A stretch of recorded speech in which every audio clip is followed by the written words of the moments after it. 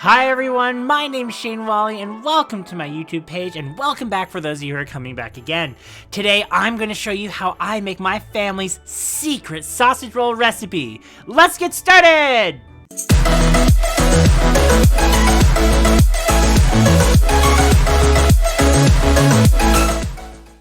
We are on our third day of our 5 days of Christmas YouTube and we are making sausage rolls today. So we're going to be baking those up. It's so easy, so simple, so good. And if you were coming from the pastry video, you already have 75% of it done. Now all you have to do is roll it, cut it, and cook it. And you're good! Yeah. Let's get started!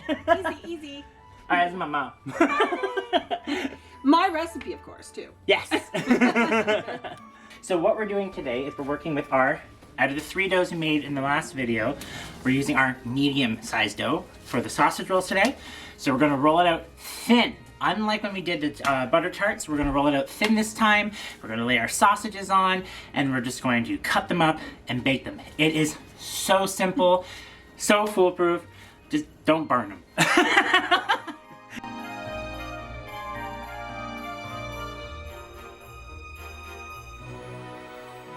Ready? Pens, pencils, everything good to go?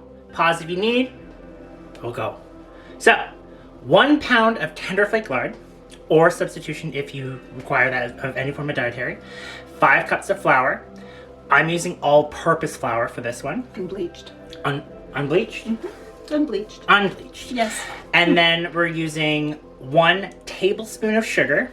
And then this is going to be a little bit tricky, but it will make sense when I demonstrate it by hand. But 1 egg in a cup with 2 tablespoons of vinegar, and then in that measuring cup, measure it up to 1 cup leveled with water. And that's what you need. That's a little tricky part. But if you get that, you just need 1. That's the 2 cups. So with the egg and the vinegar in here, all you need to do is fill it up to the 1 cup line. And then it'll be exactly what you need with the egg and the 2 tablespoons of vinegar. And that will be your pastry for all 3 items that we're making. The pie, the sausage rolls, and the butter tarts.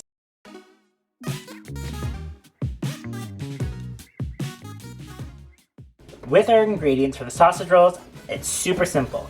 So we have our sausage links. You need some flour, your dough that we've already made, which should have been resting for about an hour so that it can get to room temperature and be easy to move around and to roll out.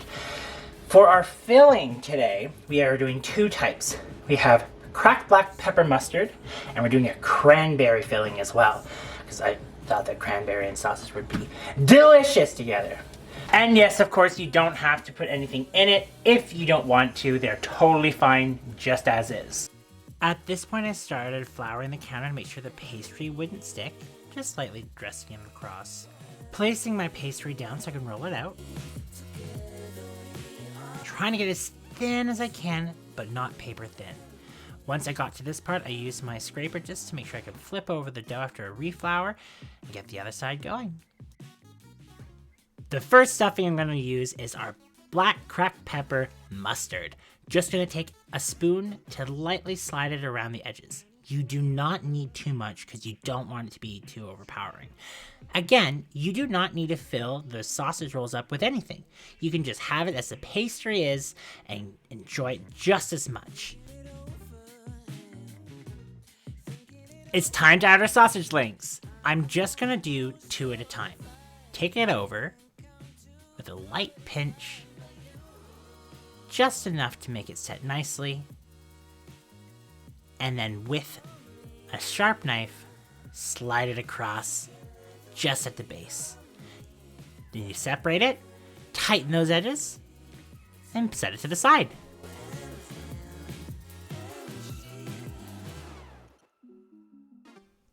Now we're just going to take a sharp knife and trim the edges of the pastry. If there's any hanging over, you just want to remove that.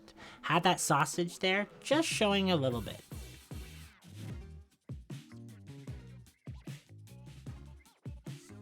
Now you just want to take your sharp knife and through the center of each sausage roll, slice slightly, just to break the links. It's time to start cutting, but first, let's get our sheet tray.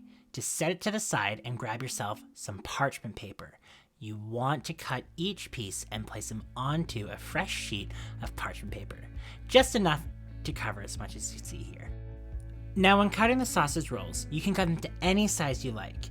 You can leave them whole as you see as those long ones are. Or you can do what I'm doing and cut them in half just to have bite-sized pieces.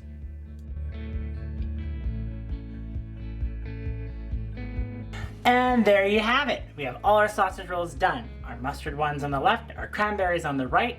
So now all you have to do is just make a quick egg wash and brush them up.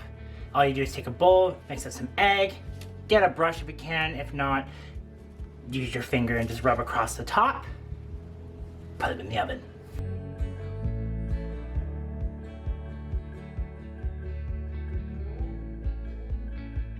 I guess I should have mentioned this earlier, but the oven needs to be set to 375 degrees. And then all you do is just slide them in as we did. Leave them in there for about 20 minutes until the pastry is nice and golden.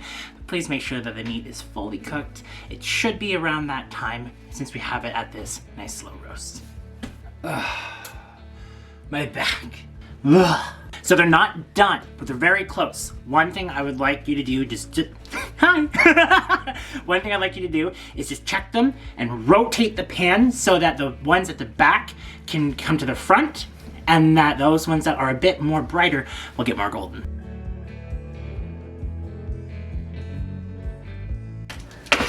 And there they are! They're nice golden, they are nice and cooked. They're really good. And now we're just gonna take them off with just a spatula and put them onto a resting rack, and then everything will be good. They look almost as good as mine. I'm glad. And there they are. So we have the cranberry ones on the left and the mustard on the right. And as last time, Mom, would you mind doing a taste test for me, please? All right. Mustard first. Looks good. Woo. Good? Flaky pastry. Is it good? Try the cranberry one. I got some in my mouth still. Oh. Give me a second. Yeah, I like how golden they got. Okay, bye. Okay. Ready? You got this. You can do it.